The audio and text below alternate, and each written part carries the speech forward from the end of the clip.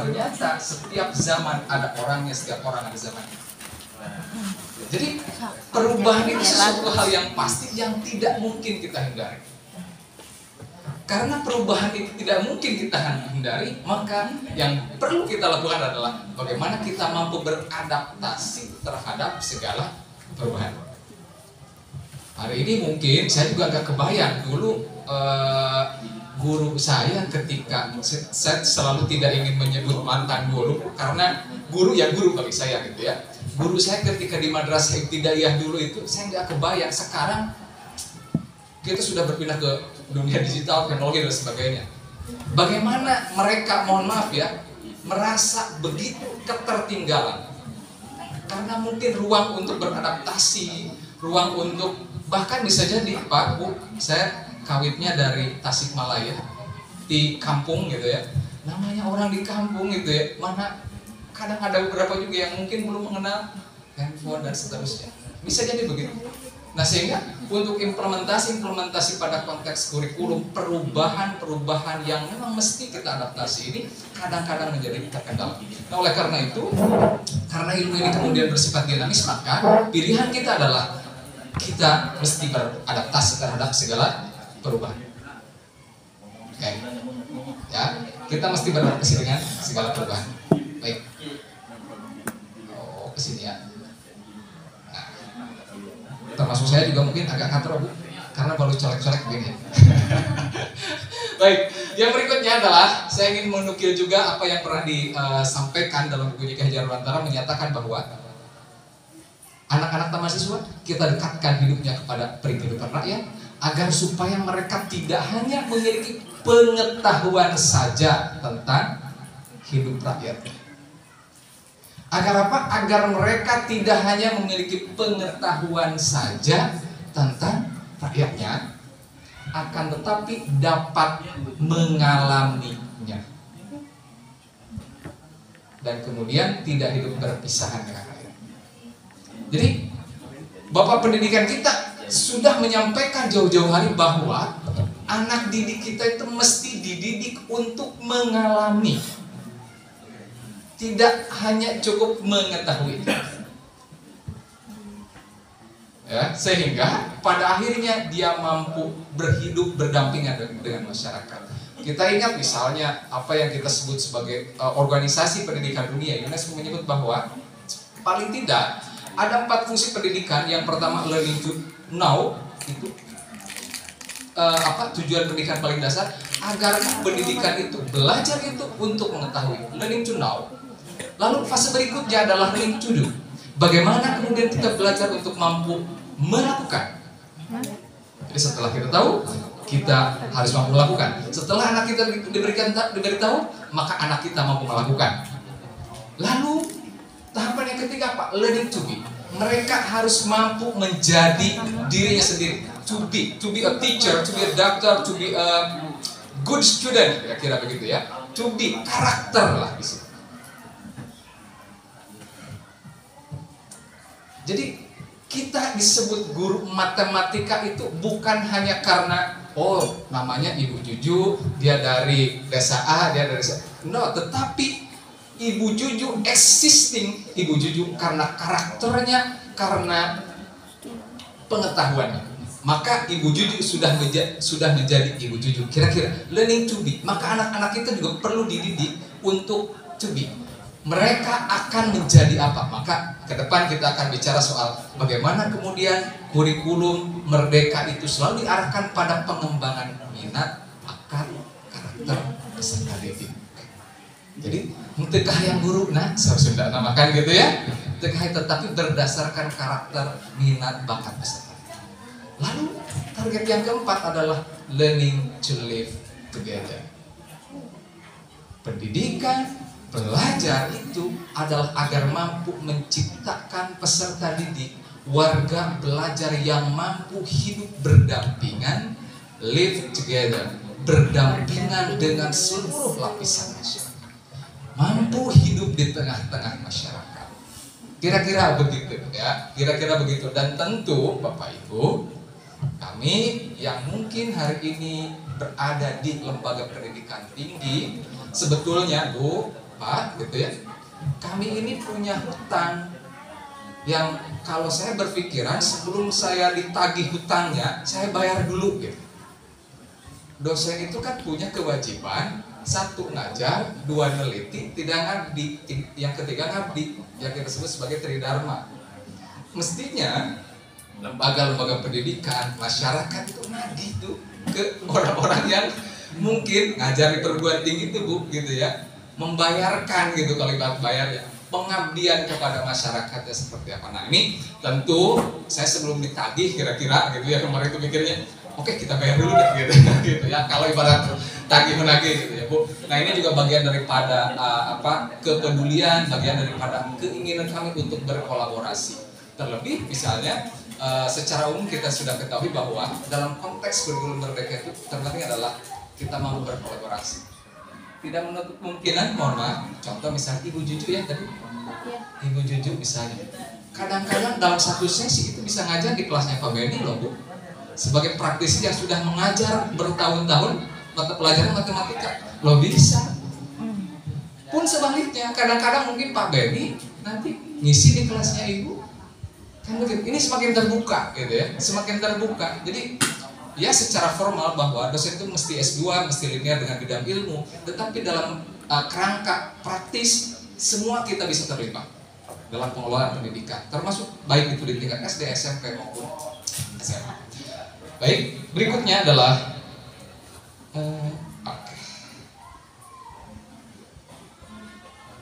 pertanyaan yang kadang-kadang ketika saya tanyakan ke mahasiswa, Pak, Bu, gitu ya, ini sulit dijawab. Tetapi terlebih saya kadang-kadang bertanya kepada mahasiswa yang mereka sudah memiliki pengalaman ataupun sedang mengajar. Pertanyaan pertama, dan ini akan saya ajukan juga kepada Bapak Ibu. Pertanyaan pertama adalah, apa yang Bapak Ibu gunakan sebagai panduan dalam merencanakan perjalanan belajar siswa? Ada yang mungkin mau menjawab? Yang Bapak Ibu gunakan untuk merencanakan sebagai panduan perjalanan belajar siswa. Apa Ibu? Ibu Juju RPP. Ibu mohon maaf, namanya siapa Ibu? Maria. Ibu Maria RPP Silabus. Oke. Pertanyaan berikutnya adalah, apa yang seharusnya menjadi alasan terhadap berubahnya sebuah kurikulum? Ibu mungkin? Mohon maaf, Ibu siapa? Ibu Eli? Eri. Oh, Eri. Pak Ben, kalau bahasanya Pak Ben itu Ibu Eli ya. Oke, Ibu Eri besok juga mau pindah ke Yasika dari bahasa Yasika. Ibu Eri mungkin barangkali punya pendapat.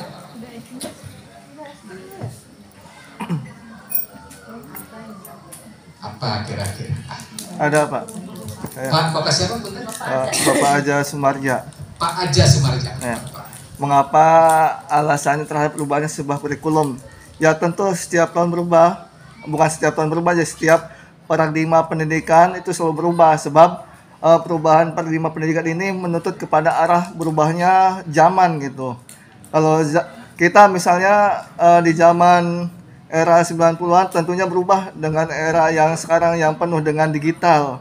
Nah, jadi memungkinkan setiap kurikulum ini pasti akan mengacu pada perubahan kurikulum yang terhadap sebagai perkembangan zaman atau era digital ini, begitu Pak. Jadi kuncinya ada di adaptasi terhadap segala perubahan yang tadi saya sampaikan ya Pak. Terima kasih Pak Aja, terima kasih, luar biasa tadi jawabannya. Mohon maaf. What is this? Oke. Ibu mungkin, Ibu siapa? Mohon maaf. Ibu Nini. Ibu Nini.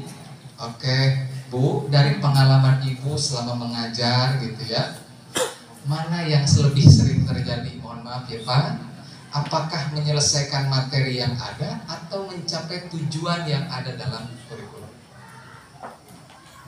Jadi yang sering kita lakukan Pak, Bu, itu apakah yang lebih sering itu justru menyelesaikan materi atau mencapai tujuan pembelajaran? Menyelesaikan materi, Saya materi, ya materi. Nih masih numpuk nih baunya, ada berapa lagi nih?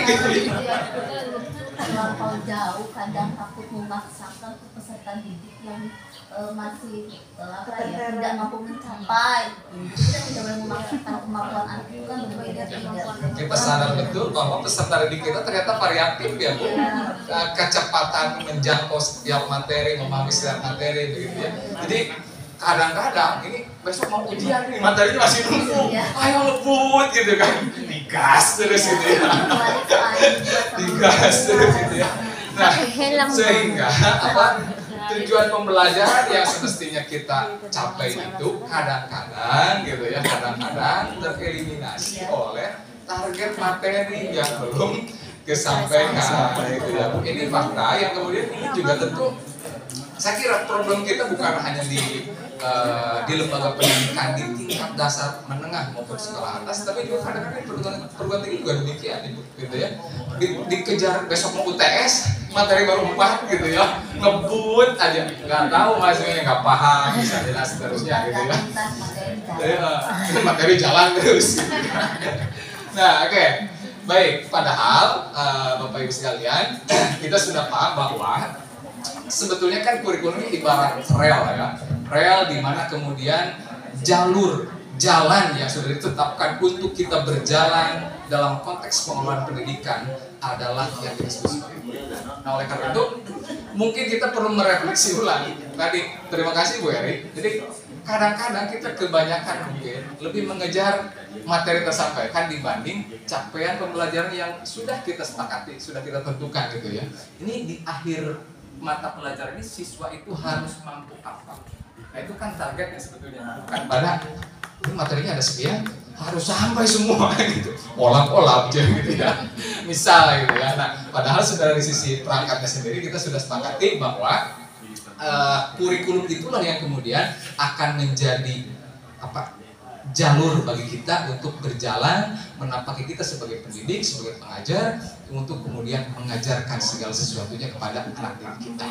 Nah oleh karena itu, paling tidak secara teoritis kita dapat melihat dari the basic principle of curriculum menyatakan bahwa paling tidak 4 item. Ada tujuan, ada konten, isi, ada metode atau cara, ada evaluasi. Tujuan pembelajarannya apa? Isinya apa yang akan kita sampaikan? Materi berarti, lalu kemudian cara untuk menyampaikan materi itu seperti apa, lalu kemudian evaluasinya seperti apa.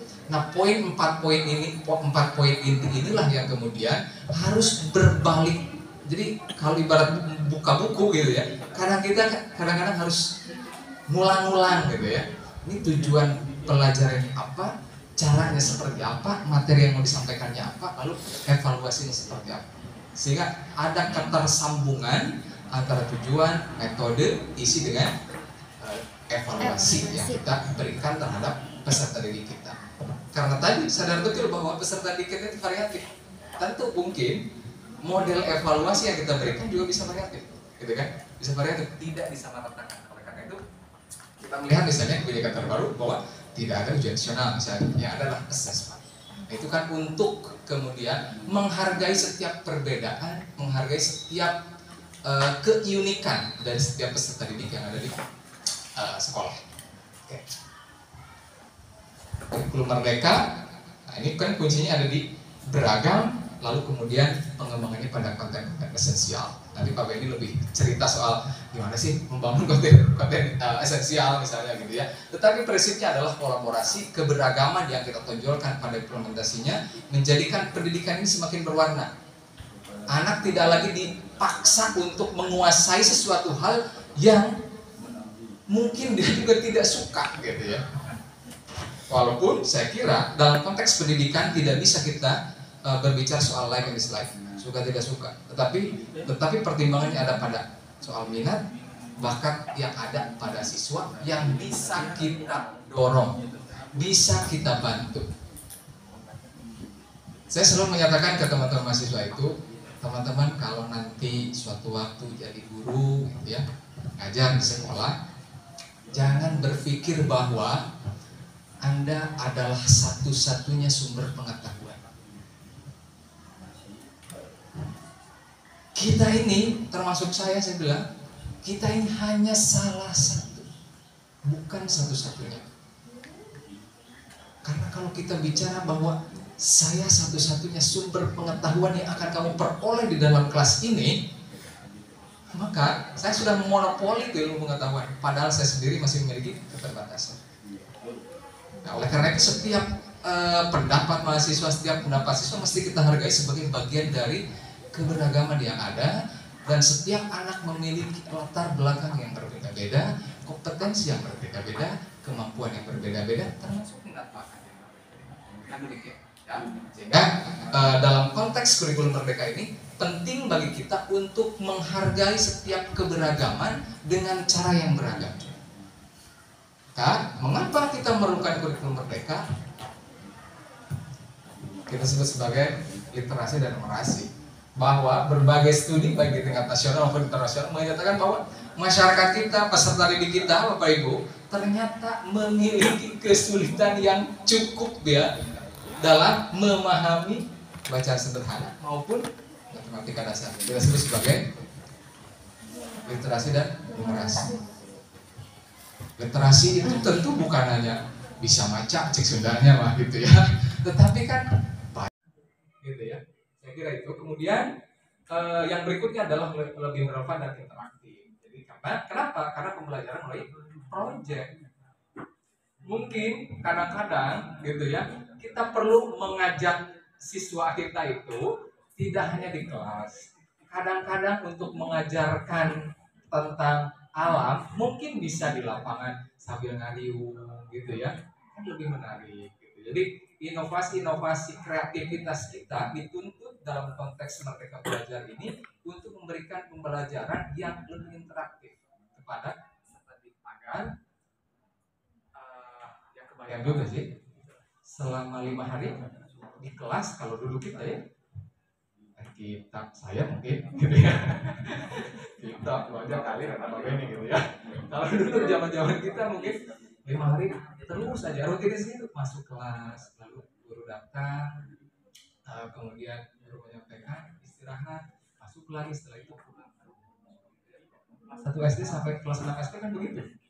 Kalau zaman dulu gitu ya, zaman dulu. Nah, hari ini kita dituntut untuk berubah, tidak hanya dalam konteks kita pengajaran secara teoritis terhadap peserta didik, tapi juga mengajak mereka untuk mengalami secara faktual, gitu ya, kaitan dengan kegiatan pelajaran yang dapat kita susunkan. Nah, hal-hal esensial dari kurikulum merdeka di tim jenjang SMP, yang pertama adalah kaitan dengan pemahaman holistik. Kenapa berbasis proyek? Kenapa berbasis problem based learning? Karena yang kita inginkan adalah pemahaman yang holistik. Pemahaman holistik itu pemahaman yang umum. Anak, berikanlah waktu mereka untuk berpikir, berikan waktu mereka untuk mampu berdiskusi, mereka untuk mampu bertanya. Kenapa demikian? Karena tadi saya sebutkan di awal bahwa kita tentu bukan satu-satunya sumber pengetahuan yang dapat diakses kita.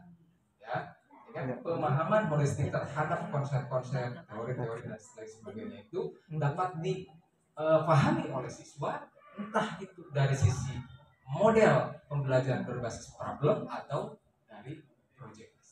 Ya, kemudian dalam konteks ini kaitannya dengan pembelajaran berbasis proyek penguatan problem Pancasila. Nah, ini kan yang lagi hari ini memang banyak digagas, dan kemudian kita juga dituntut ya. Jadi kadang-kadang ada guru juga, termasuk dosen juga yang menyatakan begini, kita ini sebagai pendidik kok banyak dituntut harus ini harus itu, ya resiko saya bilang gitu ya. Resiko, kita harus siap dengan resiko kan gitu ya. Kita harus siap dengan resiko, termasuk karena apa? Karena pilihan kita sudah menyatakan bahwa kita akan menjadi guru, kita akan menjadi dosen, kita akan menjadi pendidik. Resiko kita mesti beradaptasi, itu kunci untuk bisa siap terhadap resiko yang hadir pada akhir-akhir. Nah, kemudian Paling tidak ada 6 dimensi yang mungkin bisa kita sadur dari beberapa referensi yang ada. Yang pertama kaitan dengan proyek penguatan Pancasila itu adalah beriman bertakwa terhadap Tuhan Yang Maha Esa. Tentu ini sejalan dengan Pancasila. Dan kemudian kebinekaan, gotong royong, mandiri, bernalar kritis dan kreatif. Ini target yang mesti kita tumbuhkan pada karakter peserta didik kita. Jadi mereka keluar dari SMP 4 Sumber Jaya itu, mereka paling tidak mendekati karakter profil Pancasila seperti ini. Mereka mampu hidup mandiri, bernalar kritis, kreatif. Dari mana kritis itu bisa kita peroleh? Dari model pembelajaran yang kita lakukan di sekolah, problem based learning, project based learning. Bernalar kritis itu anak dituntut untuk berpikir, kan gitu. Kalau bahasa Sunda dulu, akhirnya bilang terukur di huapan, kira-kira kan. Jadi anak diminta untuk berpikir itu untuk melatih mereka mampu nggak mereka tetap berpikir sesuai dengan arahan yang kita berikan. Nah, berikutnya tema-tema yang dilakukan dalam P5 yang pertama adalah gaya hidup berkelanjutan, kemudian kearifan lokal. Kenapa? Lingkungan sekolah itu juga dalam konteks pengelolaan kurikulumnya dia berbasis lingkungannya. Karena tentu soal kearifan lokal ini juga perlu ditanamkan di profil peserta didik kita. Termasuk di kurikulum MBKM di perguruan tinggi, di kami juga di pendidikan matematik dan di pendidikan bahasa Indonesia ada satu mata kuliah yang perlu dihadirkan, yaitu wawasan kearifan lokal. Itu untuk mendukung profil Pancasila. Jadi profil Pancasila bukan hanya di tingkat satuan pendidikan dasar menengah maupun atas, tapi juga dalam konteks pendidikan tinggi. Lalu kebinekaan global, kemudian mengolah jiwa raga, suara demokrasi, berkaitan dengan teknologi, dan kemudian entrepreneurship, keterampilan berteknologi, mencipta, dan seterusnya. Nah, oleh karena itu, Bapak Ibu, saya berikan tanda merah, sekolah diberikan kewenangan untuk menentukan tema.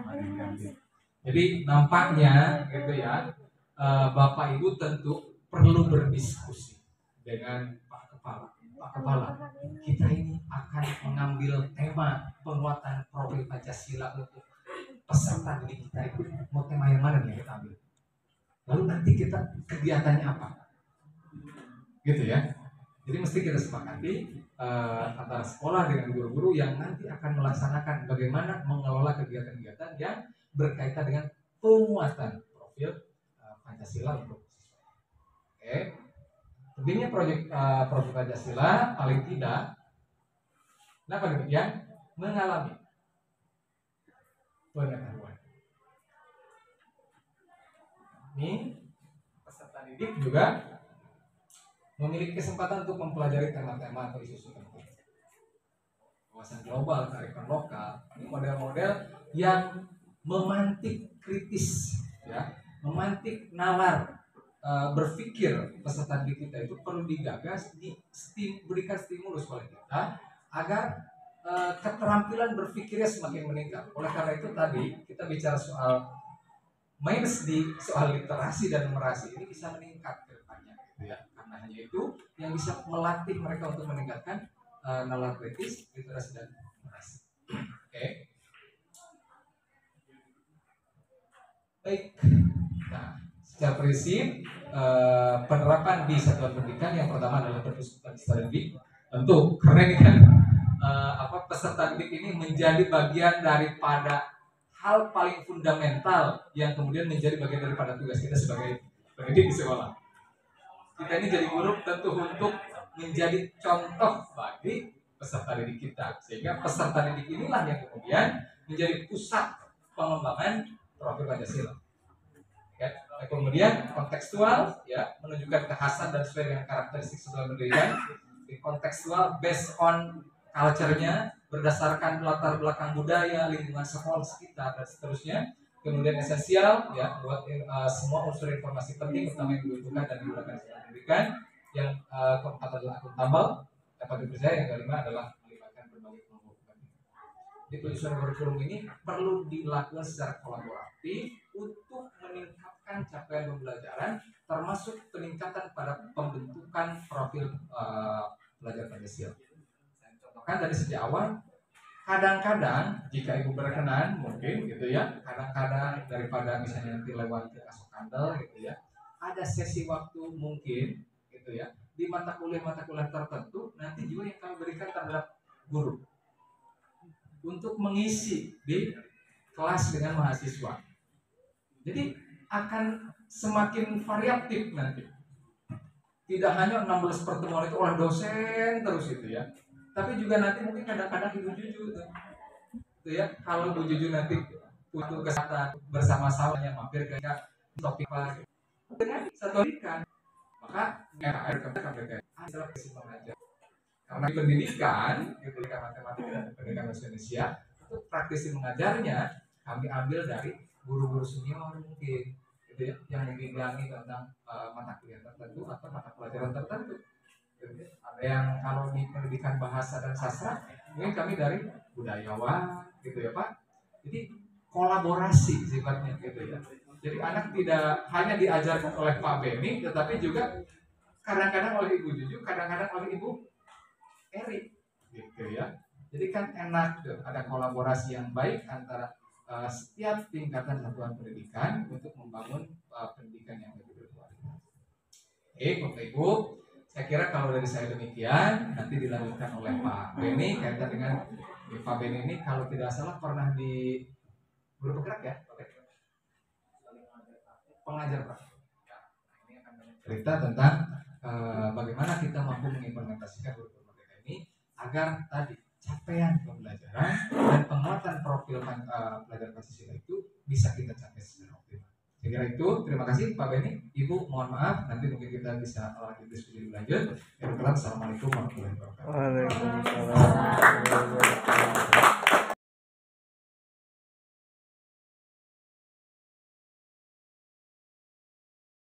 Mengakses ya, artinya mengakses bahwa bagaimana kita bisa saling sama-sama sharing gitu ya.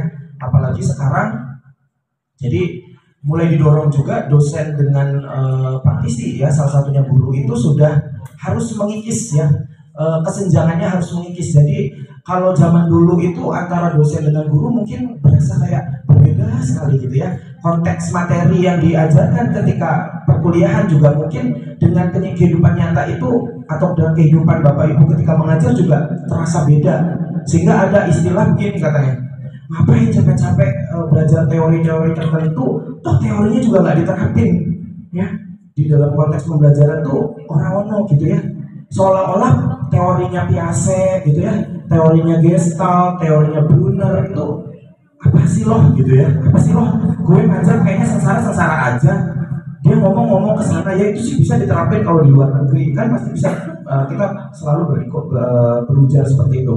Nah di dalam kerangka Merdeka Belajar ini mengikis Pak ya, mengikis bahwa guru juga harus ikut terangkat gitu ya, dosen juga tidak boleh terlalu seperti berada di gunung es turun gitu ya, sehingga nemu satu titik kita itu sama-sama melakukan kolaborasi dalam penyelesaian atau dalam pengembangan konteks pembelajaran. Seperti itu Bapak Ibu. Jadi tadi yang sudah disampaikan oleh Pak Lanlan juga ya, bahwa mengakses juga bahwa kurikulum di kampus juga mengakses praktisi itu untuk ngajar ya, beberapa pertemuan. Nah begitu pun dengan sebaliknya, kami pun punya kewajiban untuk berbagi sharing, berbagi pengalaman dengan Bapak Ibu. Nah sehingga pengalaman yang saya peroleh ketika saya berada di lapangan ini, kemudian itu saya bisa implementasikan, diajarkan kepada mahasiswa saya, sehingga apa yang diajarkan oleh saya itu menjadi kontekstual gitu ya, berbasis pada masalah yang nanti akan dia temui ketika mereka menjadi pendidik gitu. Jadi tidak ada lagi tuh bayangan konten materi itu terlalu jauh gitu ya, tetapi kita langsung implementatif ketika diterapkan di dalam konteks pembelajaran itu problematikanya seperti apa. Nah jadi jangan mikirin dulu, mahasiswa saya juga harus diberikan yang pahit-pahit ya, bahwa mengelola sebuah pembelajaran, jangankan pembelajaran beberapa kelas, pembelajaran di dalam satu kelas pun itu butuh effort. Ini bagian ya. Siswa pada pembelajaran di SMP. Nah, mungkin Bapak Ibu udah dengar nih ya, pembelajaran berdiferensiasi itu adalah salah satu pembelajaran yang diturunkan atau yang proses yang namanya Merdeka Belajar ya. Jadi kalau kita baca di kurikulum Merdeka itu kalau tidak salah itu ada di modul 1.1 itu berkaitan dengan filosofi pendidikan. Modul 1.2 itu berkaitan dengan nilai-nilai dan guru penggerak. Kalau baca di modul guru penggerak ya. Kalau 1.3 itu visi guru penggerak, di modul 1.4 itu budaya positif. Kalau tidak salah itu ada di modul 2, pembelajaran berdiferensiasi. Nah, Bapak Ibu, di sini ada yang pernah ikut program guru penggerak? Belum? Sudah daftar? Sudah daftar tapi pengumumannya dapat cobaan. Terus gimana Bu Eki? nunggu pengumuman. Daftarnya di angkatan berapa? Angkatan sekarang. Angkatan 9. Oh, belum ada pengumuman. Iya. Angkatan 9 belum. Karena pengajar praktiknya juga belum ada pengumuman, jadi masih berjalan. Nah, semoga lolos ya Bu. Amin. Ya, semoga lolos menjadi guru-guru penggerak baru ya yang mampu menggerakkan nanti menjadi sumber inspirasi rekan-rekan di SMP 4 ini. Nah, kebetulan Bapak Ibu saya juga masuk berkecimpung di dalam program guru penggerak juga, tapi saya bertugas sebagai pengajar praktik. Saya mendampingi 5 guru di 5 sekolah berbeda. Kebetulan area tugas saya ada di Kota Cirebon. Jadi saya bertugasnya di Kota Cirebon. Nah, dari program guru penggerak ini memang banyak sekali ya. Ini banyak sekali konten materi yang disajikan berkaitan dengan implementasi kurikulum Merdeka. Ya, saya berharap Bapak Ibu bisa mengakses itu. Saya masuk di angkatan 6, sekarang lagi belajar tentang modul 3 ya, modul 3, terus kita akan masuk ke lokakarya 4. Masih ada 3 lokakarya lagi. Seru Bapak Ibu ya, jadi jangan dulu mikir pusingnya. Insya Allah pusingnya itu lelahnya akan menjadi lilah ya kalau sudah berkaitan dengan ilmu itu seperti itu ya. Jadi jangan dulu mikir aduh nanti waktu saya terdistrak banyak hal ya, harus benar-benar on ya. Tapi jangan jadi beban, tapi harus menjadi motivasi. Itu adalah wahana kita untuk belajar ya Bapak Ibu, harapannya seperti itu. Pak, tapi guru penggerak itu kan diperuntukkan untuk guru-guru yang ingin menjadi kepala sekolah ya.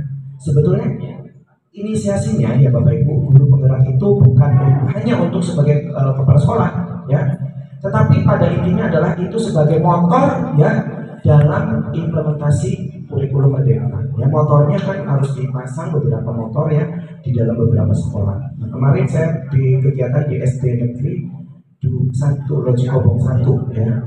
Informasinya katanya di daerah Sumberjaya itu, Kecamatan Sumberjaya belum ada yang menjadi guru penggerak gitu ya. Nah, harapannya nanti di angkatan 9 ini sudah ada ya, sehingga itu bisa menjadi pemicu semangat teman-teman semua. Oke. Oke, sharing sedikit Bapak Ibu. Apa sih Bapak Ibu kesulitan Bapak Ibu yang paling dirasakan saat mengajar? Nah, saya mulai dari nanti dulu kalau Pak Azza saya kenal. Yang ujung Bapak Ibu sahabat namina bisa bahasa Sunda. Mohon maaf Ibu kalau Sunda saya agak sedikit kasar ya. Soalnya suka dididik sama Pak Lanan, bahasanya Sundanya begitu. Jadi kan aslinya saya orang Indramayu Bu, tapi saya pengen letik gitu. Belajar bahasa Sunda diajarkan ke Pak Lanan Bu. Jadi kalau saya bahasanya kasar, carakan baik. Ibu, saya namanya Ibu Nini, kira-kira apa sih Bu kesulitan yang paling dirasakan sama Bu Nini itu ketika mengajar? Kesulitan ibu sih menghadapi anak itu sering main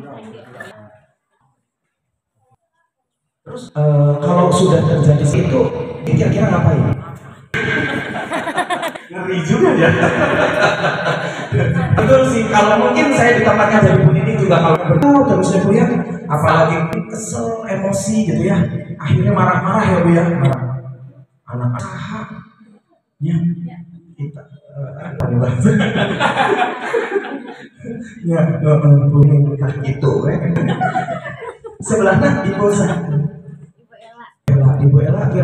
ibu, apa sih kesulitan yang paling dirasakan sama ibu saat mengajar? Kesulitannya kalau ketika di jam terakhir, Sambil. anak itu udah mulai bosen. Benar sih bu. Jadi pikirannya udah nggak tahu kemana, pakai metode ini yang saya sudah atasi. Paling ya pakai metode apa sih, sambil bermain itu role play. Soalnya udah jam terakhir, biasanya anak itu susah untuk belajarnya. Jadi sudah kelelahan atau sudah kecapean atau ngelihat situasi kalau kondisinya apalagi panas. Jadi kita kan di tengah sawah, jadi si anak itu bermacam-macam. Menguap lah ya bu bahasa ininya ya. Bosan. Oke, mungkin karena memang kalau udah semakin mendekati masa dia pulang sekolah itu memang sinyal di rumah itu lebih kenceng bu, untuk menarik gitu ya, magnetnya kenceng, maka memang membuat anak itu semakin fokusnya semakin kurang. Nah, Fokus kurang fokus. iya betul. Nah, problemnya salah satunya itu ya Bapak Ibu mungkin yang dirasakan di sini. Kira-kira bagaimana sih cara Bapak Ibu dalam menyelesaikan setiap kendala dalam pembelajaran? Ya, kalau bukan dalam konteks pembelajaran tadi sudah disinggung oleh Pak Lala, sifatnya dinamis sehingga permasalahan yang dihadapi di kelas juga dinamis juga, ya. Tahun ayeuna ya dapat muridnya bager hitungnya, tapi tahun depan belum tentu ya, kadang bervariasi juga. Hari ini anak-anak saya ajarin itu langsung menyerap ya, tanpa harus mengeluarkan tenaga keringat ya.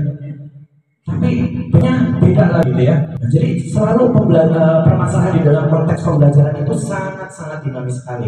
Nah, sehingga bagaimana kita sebagai seorang guru ini mengatasi setiap kendala yang ada di dalam kelas ya. Ya Bu Nining, meskipun kadang emosi sedikit, marah, ngamuk kayaknya.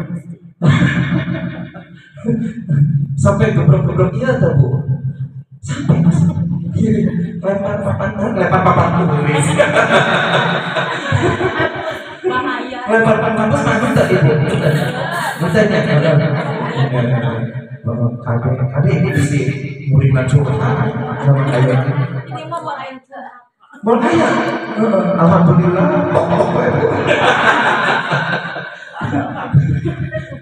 Oke, Ibu. Nah, kira-kira bagaimana sih cara Bapak Ibu kita ada penjelasan ingin menyelesaikan permasalahan di dalam konteks pembelajaran?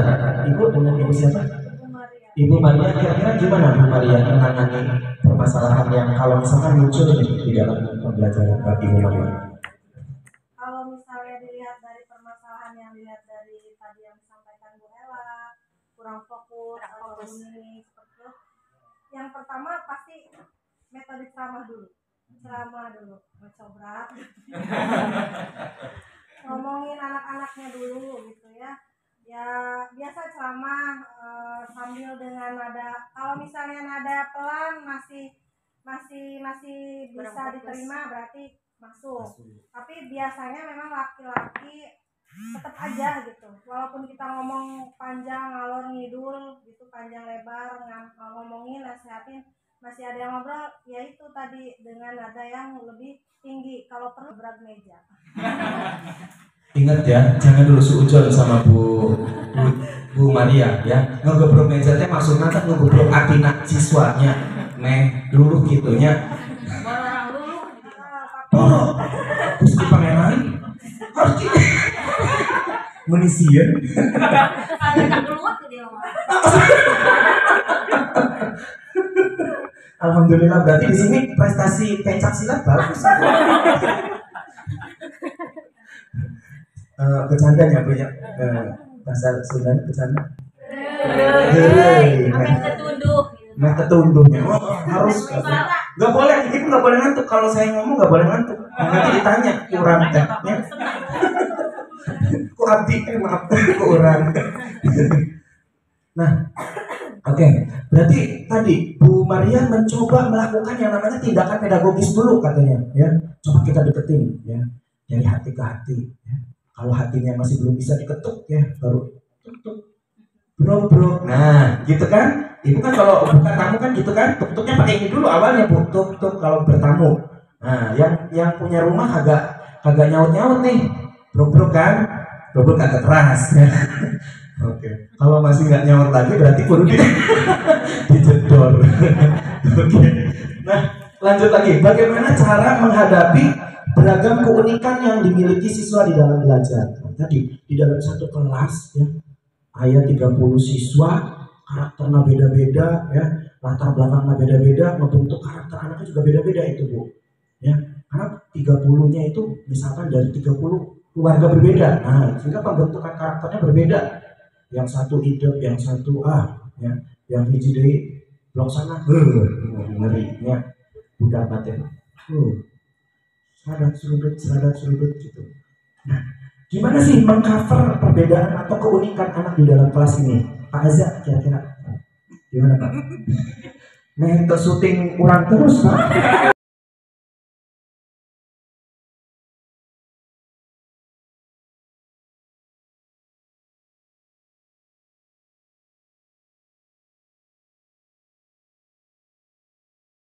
Jujur. Atau dong Bu Nining memang kalau bintang yang lagi ngomong memang seperti itu. Tadi kan hantu. Harus semangat Bu Nining ya. Mana Pak? Saya sebelah. Lagi sakit.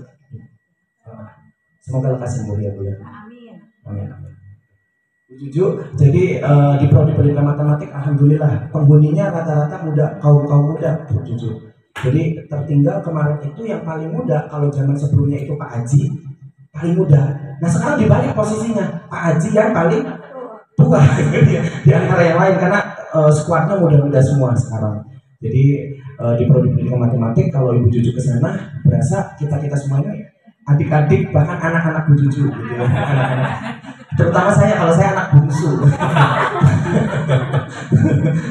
Ya, jadi Bu Juju nanti kalau kapan-kapan ada waktu main ke Yasika ya, kami insya Allah senang ya menjalin tali silaturahim.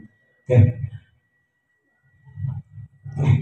Bapak Ibu, ya ini yang harus salah satu hal yang Bapak Ibu tahu bahwa menurut teori kecerdasan ya multiple intelligence ya, teori kecerdasan majemuk yang dijelaskan oleh Gardner ya, bahwa setiap orang itu pasti, kata beliau gitu ya, dalam penelitiannya beliau mengatakan bahwa setiap orang itu pasti memiliki minimal satu ya jenis kecerdasan. Jadi anak didik Bapak Ibu ya berdasarkan teori kecerdasan ini dia pasti minimal ada satu jenis kecerdasan.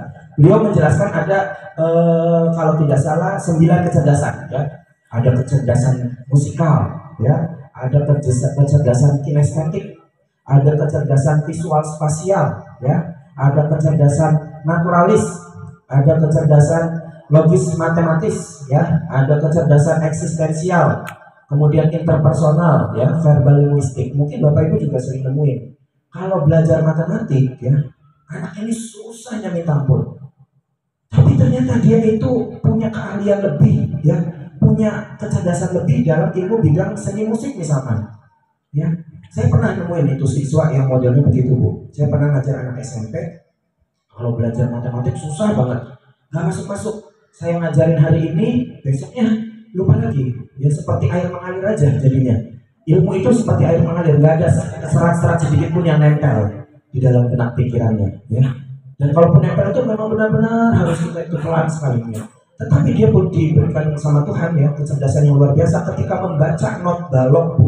Not balok yang serumit apapun di dalam memainkan keyboard itu dia bisa mampu gitu ya. Itu dan belajarnya otodidak.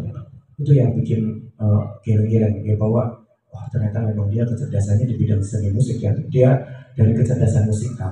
Nah, namun kan nggak mungkin juga ya kita itu mengajar itu sesuai dengan bakat dan minatnya itu kita terus kemudian beda-beda ngajarnya. Kalau misalkan 9-9-nya ini kita cover gitu ya dalam pembelajaran, Pak, mau kapan saya selesainya ini belajar?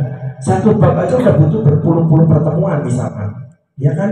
Nah, di sini Bapak Ibu saya akan sedikit berbagi sharing. Kira-kira mengatur pembelajaran yang beragam itu, yang menginput semua kemampuan anak-anak kita itu kudu bagaimana, gitu kan? Oke, sebelumnya tentang pembelajaran berdiferensiasi, Bapak Ibu sudah pernah dengar? Belum? Are you sure, Bu? Kalau saya multi language, jadi kudu bisa semua bahasanya. Belum bahasa Spanyol belum saya keluarin nih, Bu, tenang. Belum Bu, berdiferensiasi belum? Oke. Ada yang pernah dengar aja, Bu Nining barangkali. Si-nya aja Pak, saya suka dengar si kalau lagi di dapur terasi. Ya, Ibu, berdiferensiasi belum pernah dengar ya. Tapi mohon maaf banget, di SMP 4 sudah menerapkan kurikulum merdeka. Oh belum ya. Karena belum berarti masih belum ini belum launching ya, jadi belum tahu. Belum ada P5 juga belum ya, P5 penguatan profil belajar Pancasila. Oke.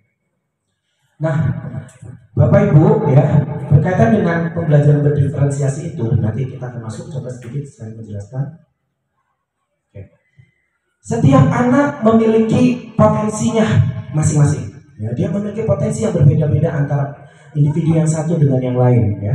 Kemudian, ya, paradigma guru, ya, bahwa guru itu menjadi fasilitator dan memetakan, ya, kemampuan guru itu harus bisa menjadi fasilitator dan mampu memetakan kemampuan siswanya.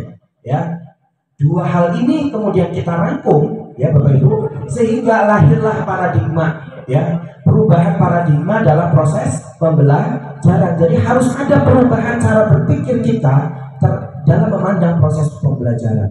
Ya, jadi ini harus ada perubahan. Kenapa Pak? Karena tadi kalau kita membelajar itu tidak merangkum pada suatu keragaman ya di dalam kelas kita. Nah, khawatirnya justru anak-anak yang dia sebetulnya dia memiliki kecerdasan tertentu karena tidak diakomodir di dalam pembelajaran kita, sehingga kecerdasan yang dia miliki itu pada akhirnya tidak bisa kita gali secara maksimal. Ya, jadi kalau saya sedikit mengutip dari teorinya Profesor Joshua Sabandar, ya, beliau itu salah satu ahli di bidang multiple intelligence di Indonesia. Itu beliau mengatakan bahwa sebetulnya ya teori dengan praktik itu harus berjalan beriringan. Kenapa? Karena teorilah yang sebetulnya dapat mengoptimalkan, gitu ya, mengoptimalkan potensi anak didik kita. Jadi di dalam konteks pembelajaran itu Bapak Ibu nggak boleh alergi dengan yang namanya teori. Jadi kalau ada kesulitan tadi Bu Maria, dari suara yang pelan dulu naik, suaranya agak kasar, maksudnya agak keras kalau misalkan masih belum masuk. Sebetulnya kan itu masuk dalam kajian teori scaffolding, ya, teorinya Vygotsky, ya. Kita memberikan treatment itu seperti anak tangga, ya, anak tangga yang satu ternyata masih belum nyampe nih, nambahin anak tangganya lagi. Mungkin ibu bapak sering loh ya, tanpa disadari ya, kita ngajarin materi A, tujuan pembelajarannya nggak tercapai nih, sehingga kayaknya saya mau ngajarin materi ini harus ngajarin ini dulu deh sebelum masuk ke sana. Nah itu artinya Bapak Ibu itu sebetulnya sedang memberikan scaffolding, memberikan bantuan kepada anak didik Bapak Ibu, ya. Dan itu ada teorinya Bapak Ibu. Nah sehingga memang sebetulnya teori itu tanpa kita sadari kita gunakan sebetulnya, dan cuma penamaannya saja yang mungkin kita forget, gitu ya, forget. Nah, jadi perlu adanya pergeseran.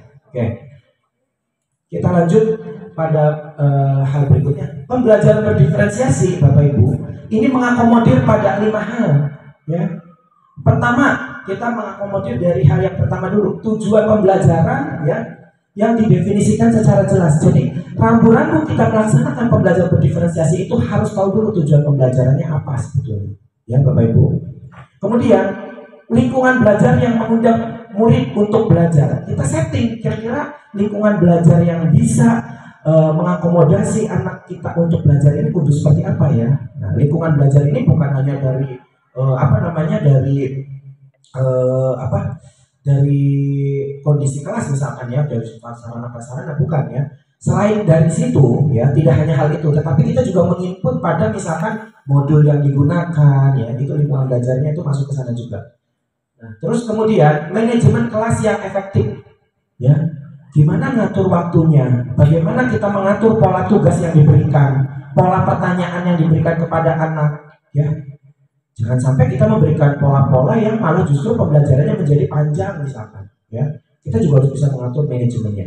Terus yang berikutnya adalah merespon kebutuhan belajar murid. Nah, kita juga sudah harus punya punya mindset berpikir apa sebetulnya kebutuhan belajar anak didik kita, ya Bapak Ibu. Karena kalau kita petakan dalam gaya belajar yang kita kenal ada gaya belajar visual ya Bapak Ibu, gaya belajar auditori, gaya belajar audio yang bisa dengar gitu ya. Nah, bagaimana kebutuhan belajar anak didik kita yang modelnya seperti itu. Nah, itu juga yang menarik gitu ya. Nah, terus yang terakhir adalah penilaian yang berkelanjutan. Jadi di dalam pembelajaran berdiferensiasi juga harus simultan melaksanakan penilaiannya. Artinya berkelanjutan di sini kita coba bisa petakan nggak nih antara pribadi yang satu dengan yang lain proses penilaiannya, gitu ya. Nah itu harus ada pola yang seperti itu. Oke, ini kita masuk ke pengertian pembelajaran berdiferensiasi. Jadi saya ambil dari teorinya beberapa orang yang intens ya memahami tentang differentiation of learning ya. Ada Hoffman, ada Tomlinson, ada Brooks and Mack. Ini sebenarnya kalau yang diadopsi di dalam kurikulum Merdeka itu Tomlinson sebetulnya, teorinya Tomlinson ya. Beliau mengatakan bahwa pembelajaran berdiferensiasi itu adalah proses belajar mengajar di mana anak didik kita itu dapat mempelajari materi pelajaran sesuai dengan kemampuannya. Ya. Apa yang disukainya, ya. Dan kebutuhannya masing-masing sehingga mereka tidak frustasi dan merasa gagal dalam pengalaman belajarnya. Tadi karena mungkin dia punya bakat yang tidak kita eksplor gitu ya, karena mungkin kita hanya memberikan satu pola saja gitu ya, satu pola saja, sehingga dia akan frustasi kemudian. Nah frustasinya dia inilah yang kemudian akan berakibat fatal terhadap kebiasaan belajarnya Bapak Ibu ya. Jadi memang ini paradigmanya kita harus sedikit berubah sedikit demi sedikit. Nah tujuan dari pembelajaran berdiferensiasi itu sendiri gimana sih Pak? Nah, tujuannya yang pertama ya untuk membantu semua siswa dalam belajar, ya jelas ya. Yang kedua meningkatkan motivasi dan hasil belajar siswa. Jadi ketika dia bisa diakomodasi, ya dia bisa kita bantu akomodasikan sesuai bakat minatnya. Nah disitulah dia akan merasa dihargai. Ya ketika dia merasa dihargai maka dia pasti akan menumbuhkan rasa motivasi belajarnya. Memang bukan hal yang mudah, saya yakin sekali Bapak Ibu juga mungkin tahu kendala-kendala yang akan dihadapi. Tapi kalau tidak mau dimulai, nah kita tidak akan pernah mendapatkan praktik baiknya. Nah sehingga memang alangkah baiknya itu pelan-pelan ya kita coba terapkan, ya kita coba memahami, ya mungkin hal-hal baik yang sudah pernah dilakukan. Salah satunya melakukan treatment. Pak Azam tadi menceritakan membaca body language sehingga mencoba untuk mengakomodasi kebutuhannya. Saya ganti nih polanya, strateginya saya ganti nih, metodenya saya ganti nih. Ya, nah itu tinggal kita bagaimana mengcovernya itu menjadi sebuah manajemen pembelajaran yang lebih efektif. Ya. Terus yang ketiga adalah untuk menjalin hubungan yang harmonis antara guru dan siswa. Ya, ini harmonis ya. Jadi harus harmonis Bu Nining. Jadi memang marahnya, tapi saya yakin marahnya Bu Nining ini marah karena saking sayangnya dengan anak didiknya ya. Karena kan yang dipikirkan adalah kita ingin anak didik kita itu menjadi orang yang berguna bagi nusa dan bangsa, betul ya Bu Niningnya. Sehingga kalau misalkan itu di luar koridor anak didik kita itu agak nyeleneh itu ya kita sedikit emosi sedikit ya. Oke. Yang terakhir untuk membantu siswa menjadi pelajar yang mandiri ya. Jadi tujuannya adalah kemandirian dalam belajar. Ketika itu sudah mampu dimunculkan Bapak Ibu, maka anak itu karakternya sudah enak, diajak belajar itu sudah asik ya. Meskipun memang ya kecenderungan pola pendidikan di Indonesia itu kan semakin semakin pendidikannya itu tempatnya itu semakin agak jauh gitu ya, terpelosok atau terpinggirkan, memang kendalanya semakin banyak ya, kompleksitasnya semakin banyak ya, karena memang karakter anak yang terbentuknya juga itu semakin luar biasa Pak Bu ya. Jadi otomatis itu akan ngefek ke kesehariannya gitu ya, ke kesehariannya. Oke. Identifikasi kebutuhan siswa. Nah cara mengidentifikasinya gimana kebutuhan siswa ini? Ada 3 hal Bapak Ibu ya yang perlu diperhatikan. Yang pertama berkaitan dengan kesiapan belajarnya ya, dengan minat belajarnya ya, dan yang terakhir adalah pilihan belajar atau profil belajar siswanya. Ya itu kita kalau mau identifikasi kebutuhan belajar anak kita, kira-kira kesiapannya anak ini kesiapannya seperti apa ya? Nah saya kasih pretest. Nah misalkan pretest, oh ternyata hasil pretestnya segini ya. Saya sebelum ngajarin misalkan materi tertentu, saya kasih pretest materi prasyaratnya ya. Jadi biar tahu ya. Jangan sampai saya ngomong udah panjang lebar capek, ternyata prasaratnya aja udah masih acak-acakan gitu ya, masih nggak dipahami. Nah itu juga harus kita pahami. Nah berikutnya adalah minat, ya. Minatnya apa nih kira-kira anak didik kita itu? Sehingga bagaimana tadi polanya ketika anak itu sudah merasa jenuh dengan nyanyi-nyanyi misalkan, ya, untuk mengakomodasi mungkin yang jenuh tadi itu adalah anak yang memang kecenderungannya dia itu ke musikal misalkan atau ke audio, sehingga memang harus anak itu kita pancing dulu motivasi belajarnya sehingga bisa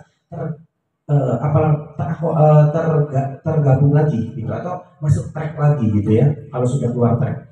Dan yang terakhir adalah profil belajar siswanya. Nah ini profil belajar ini dikaji dari berbagai hal, ada gaya belajar, kecerdasan, lingkungan, dan lainnya ya.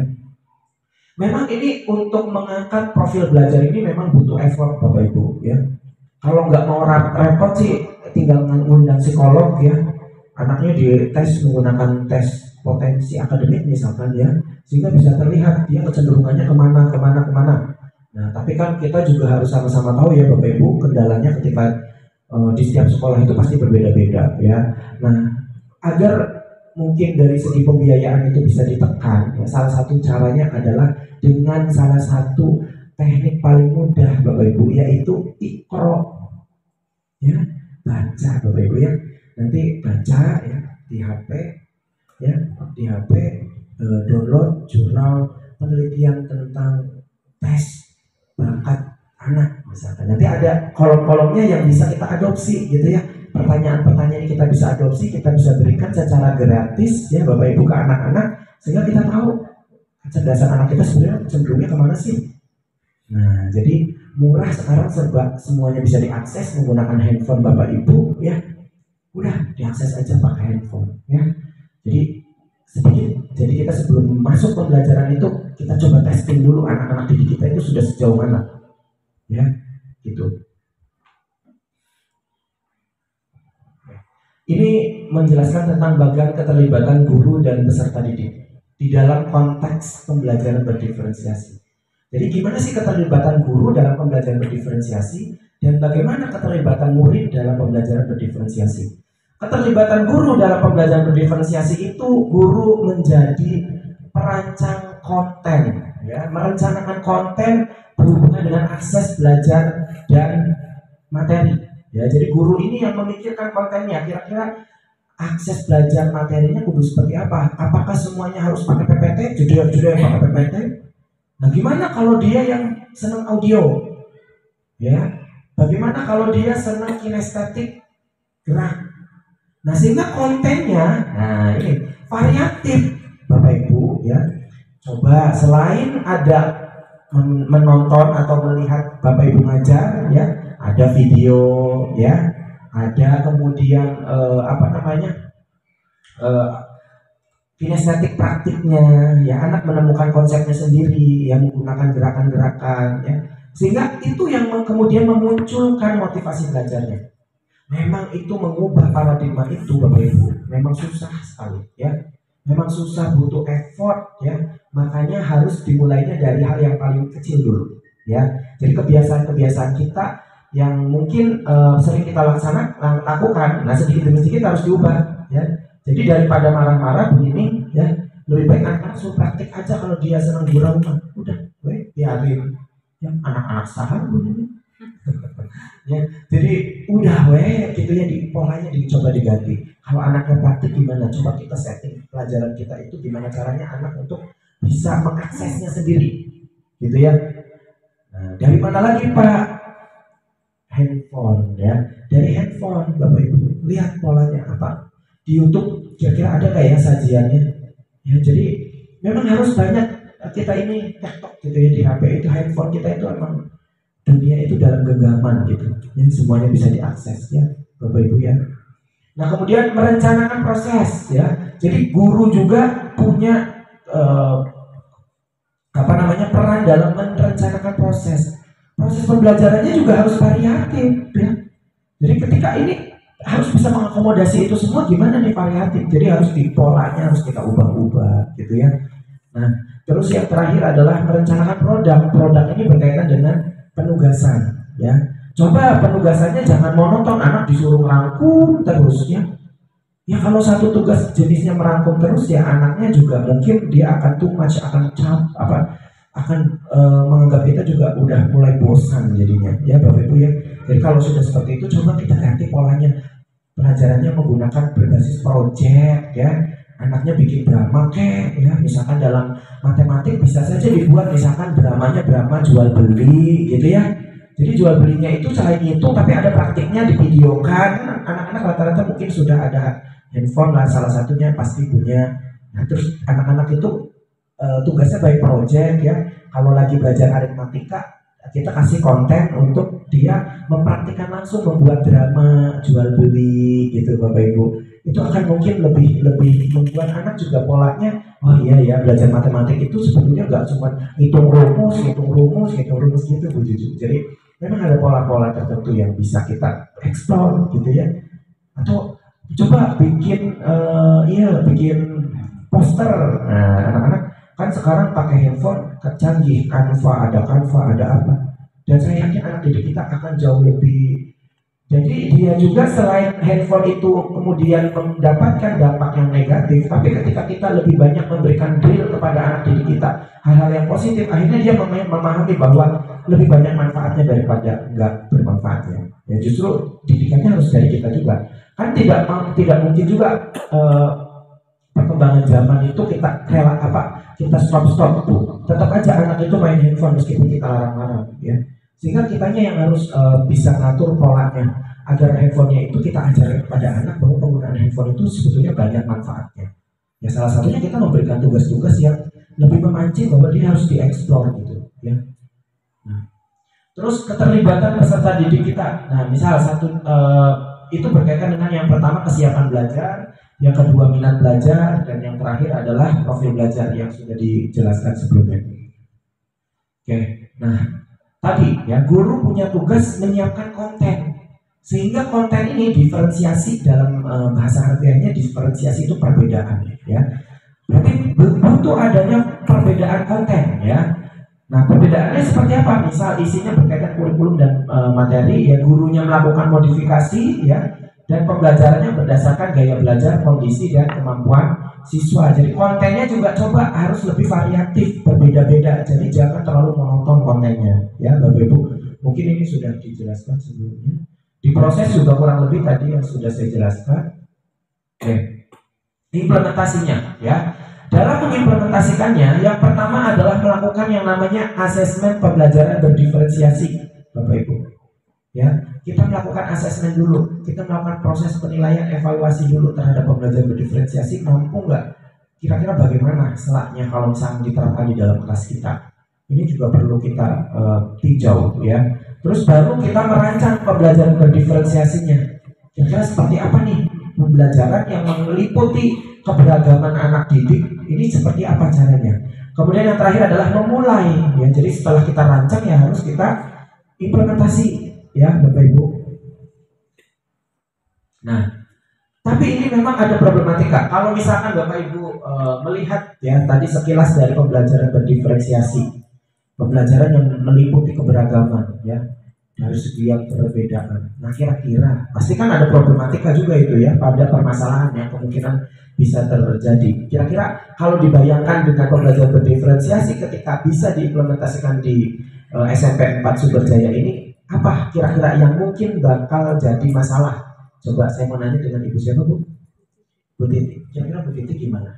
Kalau pembelajaran berdiferensiasi ini diterapkan di SMP 4, kira-kira akan menimbulkan permasalahan yang seperti apa sih? Gitu. Kalau bayangan Bu Titi sendiri. Contohnya apa? Hah? Pembelajarannya contohnya. Contoh pembelajaran berdiferensiasi itu kan contohnya pembelajaran berdiferensiasi adalah pembelajaran yang meliputi keberagaman anak ya, sehingga pembelajarannya menjadi pembelajaran yang bisa mengakomodasi semua potensi-potensi anak didik kita. Itu gimana berarti kalau diterapkan di sini? Mungkin anak-anak menjadi akan senang. Akan senang. Adanya pembelajaran. Nah kalau dampak ke gurunya nanti seperti apa Bu? Dampaknya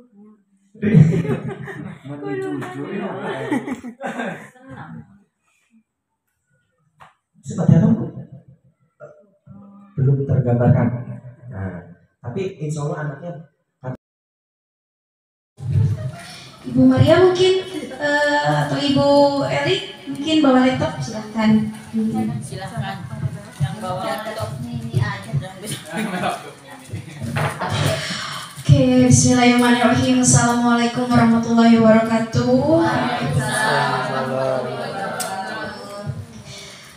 Saya mohon izin ya Bapak Ibu, saya izin sharing ya, kita saling berbagi mengenai media pembelajaran yang akan dilaksanakan atau digunakan di pembelajaran. Saya ngambil umum ya, jadi mudah-mudahan dapat dipergunakan di semua mata pelajaran, mudah-mudahan ya Bu. Tapi mungkin nanti ya kedepannya kita bisa berkolaborasi ya Bapak Ibu, kita membuat alat peraga atau media pembelajaran. Khususnya kalau saya sih matematika kebetulan ya, mungkin nanti di matematika atau di yang lain bisa gitu. Nanti kedepannya IPA, hayu Ibu, mangga. Oke. Kita mulai saja, santai saja Bapak Ibu, karena tadi sudah dijelaskan ya berbagai teori mengenai Merdeka Belajar oleh Pak Lanlan, kemudian oleh Pak Beni juga diperkuat lagi dengan kampus, sekolah penggerak dan sebagainya, seperti itu ya Bapak Ibu. Nah mungkin saya di sini pelaksanaannya lebih spesifik di media pembelajarannya gitu ya. Yang saya ambil tema pada pertemuan kali ini adalah media pembelajaran interaktif. Nah kalau misalnya kita dengar apa itu media pembelajaran interaktif, sebenarnya banyak ya Bu, bukan hanya mengenai yang kita pakai di komputer, di laptop gitu kan, seperti itu. Sebenarnya yang sederhana juga ada yang interaktif, tapi yang akan Ibu praktekkan sekarang itu interaktifnya yang melalui internet gitu ya. Jadi menggunakan bantuan laptop ataupun handphone gitu ya Bu. Oke, nah saya ingin tanya dulu, saya tadi dengar ya beberapa keluh kesah Bapak Ibu, dan itu juga sama dialami oleh saya ketika mengajar juga gitu kan ya Bapak Ibu. Nah tadi Pak Aja bilang bagaimana pembelajaran di kelas itu siswa yang susah mengerti gitu kan ya Ibu. Kemudian Ibu mohon maaf Ibu Bu Nining. Bu Nining ya. Aduh, orang Sunda asli. Asli ya. Bu Nining ya. Bu Nining matematika. Bahasa Inggris. Oke. Saya juga kemarin ada kegiatan juga bersama guru-guru, sama keluhannya seperti itu. Saya juga pernah dulu kemarin menjadi observer di mahasiswa PPL. Dan itu di depan mata saya juga gitu Bu.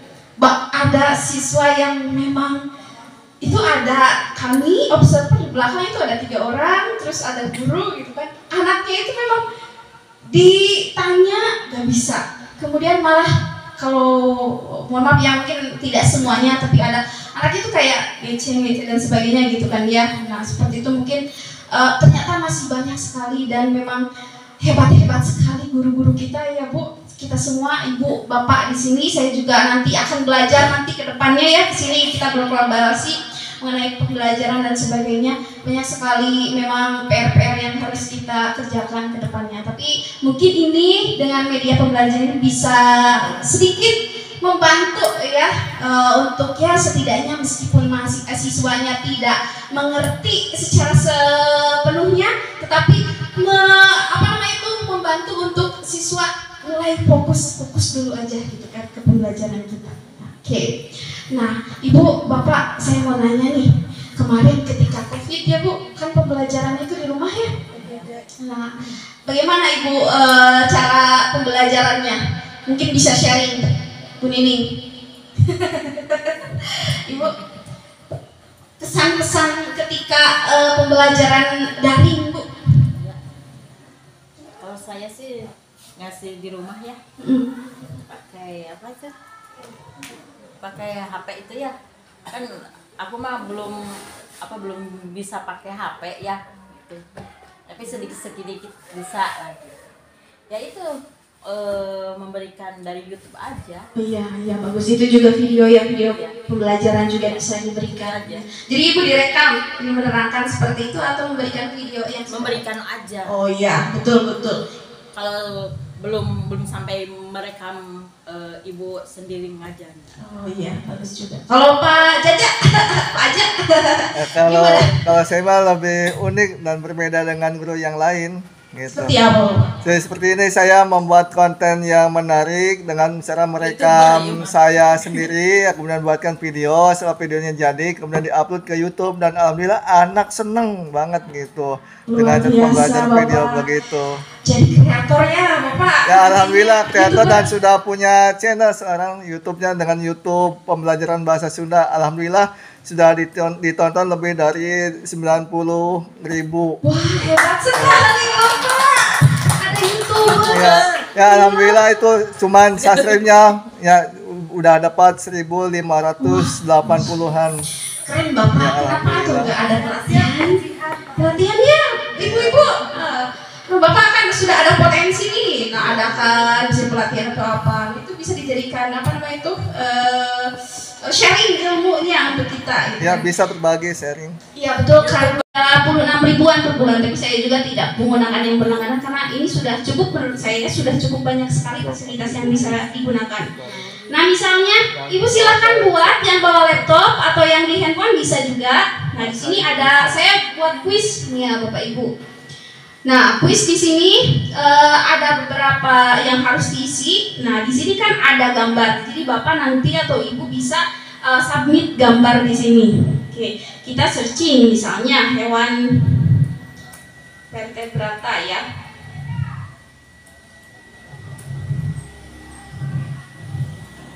Nah, seperti ini.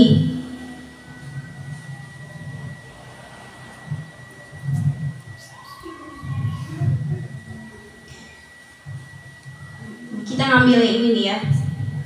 Ibu takutnya salah, Ibu guru IPA, Ibu Heri. Hewan vertebrata itu kan yang memiliki tulang belakangnya, Ibu. Berarti gajah termasuk ya, Bapak Ibu. Nah, ini hewan ini misalnya hewan ini termasuk golongan hewan apa? Nah, misalnya yang A ini karnivora, apa namanya itu karnivora ya. Kemudian vertebrata. Vertebrata ya Bu, yang satunya lagi. Vertebrata. Kemudian satu lagi misalnya hewan melata misalnya ya. Nah, di sini kan ada kita mau lihat yang ini kan termasuk hewan vertebrata ya. Berarti klik di sini. Ini menandakan yang B itu yang benar, jawaban yang benar. Kemudian ini boleh Ibu di sini pakai gambar silahkan. Nah, untuk yang bapak-bapak yang mengajar bahasa Inggris atau bahasa Indonesia atau Sunda juga ini bisa juga pakai suara. Misalnya kan kalau bahasa Inggris ada percakapan atau apa bisa dimasukkan di sini. Bisa di-download atau misalnya langsung rekaman juga, rekaman di sini Mak ya. Jadi ada rekaman atau ada uploadnya. Oke. Nah, kemudian add question lagi. Misalnya di sini soal apa ya, kalau matematika harus diketik dulu, di sini ada equation dan sebagainya. Ini kita pertanyaan umum aja ya. Misalnya hewan apa lagi? Tadi itu apa tari ya Ibu? Tari misalnya ibu kota aja, ibu kota Jawa Barat. Yang pertama ini misalnya Majalengka. Kemudian ini Jakarta. Kemudian ini Bandung. Kemudian ada Cimahi. Oke. Ini pilih juga yang Bandung. Beda ya? Ini boleh beberapa pertanyaan ya. Nah, mungkin yang sudah pernah ini boleh ada 10, 2 juga gak apa-apa tapi terlalu sedikit. Satu lagi aja ya biar terlihat. Misalnya Presiden pertama Indonesia. Soekarno ya.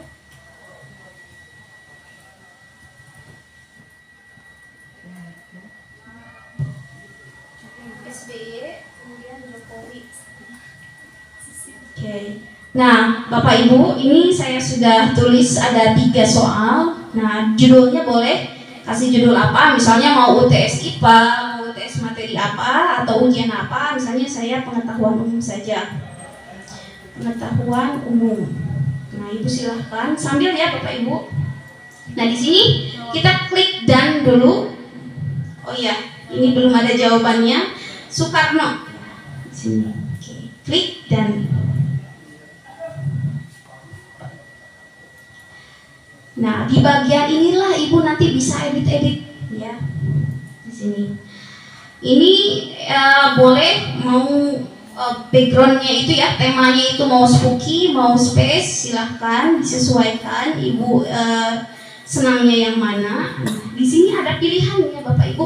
Ada quiz, ada game show quiz, ada open the box. Nah, kita lihat aja. Nanti ini bisa diubah-ubah lagi di sini tuh. Nah, kita lihat dulu.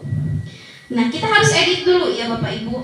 Di sini, misalnya nih, kita mau ada timernya. Timernya berapa menit per soal? Misalnya, saya 1 menit. Kemudian ada karena kita berbasis quiz ya. Kalau misalnya game itu kan ada lives-nya ya, hidupnya itu ada berapa kali misalnya.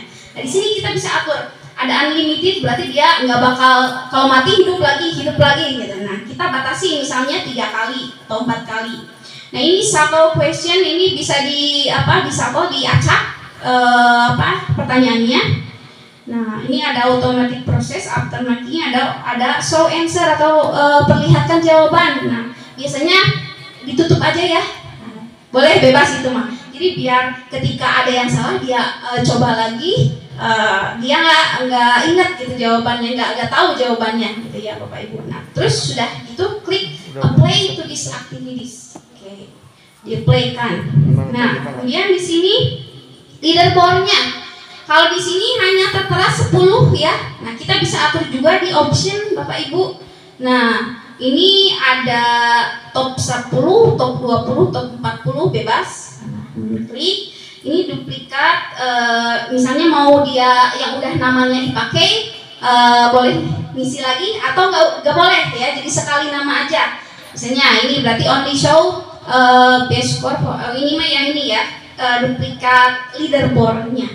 Kemudian ini menghapus ini ya. Jadi ini boleh 1 tahun atau tidak pernah, bebas ini mah. Oke. Karena tadi kita pilih 20, di apply these activities juga. Oke, jadi nanti ada sampai 20. Nah, Bapak Ibu, setelah itu bagaimana cara pengerjaannya? Oke. Kita sudah buat kuisnya, tinggal sekarang kita tampilkan ke siswanya. Di sini ada set assignment. Nah, di sini misalnya ini sudah ada pengetahuan umum. Ini registrasi, jadi nanti apakah dia diisi nama? Nah, klik nama biar kita tahu ya nama-nama siswa yang sudah masuk. Atau anonimusnya ini nggak pakai nama gitu kan. Kalau ini pakai Google Classroom, jadi nanti juga bisa dikonekkan ke Google Classroom juga. Oke, nama ini juga deadline. Mau sampai tanggal berapa pengerjaan ini atau mau sampai pukul berapa? Misalnya kita batasi sampai pukul 9 di tanggal 10 Februari ya. Oke. Nah, di sini di akhir permainan itu mau ditampilkan tidak jawabannya. Nah, saya klik jangan ditampilkan. Kemudian leaderboardnya mau ditampilkan nggak? Boleh. Leaderboard itu klasifikasinya. Kemudian bisa nggak dimulai lagi? Nah, setelah itu kita klik start. Nah, di sini ada linknya. Jadi Bapak Ibu nanti kopikan link ini ke ke Word lagi ya Bapak Ibu. Jadi supaya linknya, karena ketika kita buat lagi ini linknya beda lagi. Jadi kita nggak bisa memantau anak yang sudah mengerjakan itu ada berapa. Ya. Saya buka dulu di Word ya. Jadi Bapak Ibu bisa buat beberapa quiz di sini. Nah, atau boleh ini ada QR code. Nah, bisa Bapak Ibu coba di scan barcode di sini yang mau coba.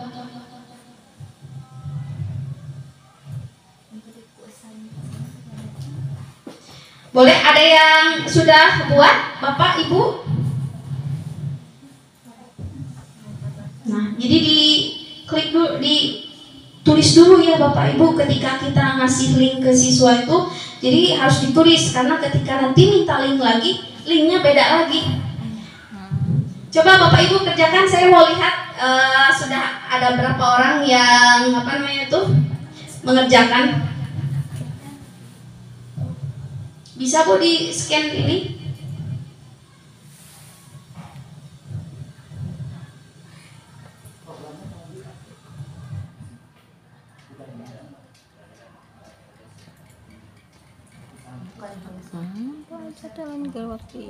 Total sudah mulai batas. Boleh Neng juga, boleh dia juga screenshot. Jadi biar nanti ada kelihatan berapa orang.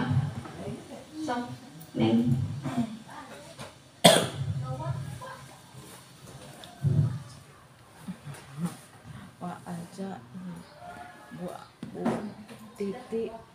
Dan sudah, Ibu gimana?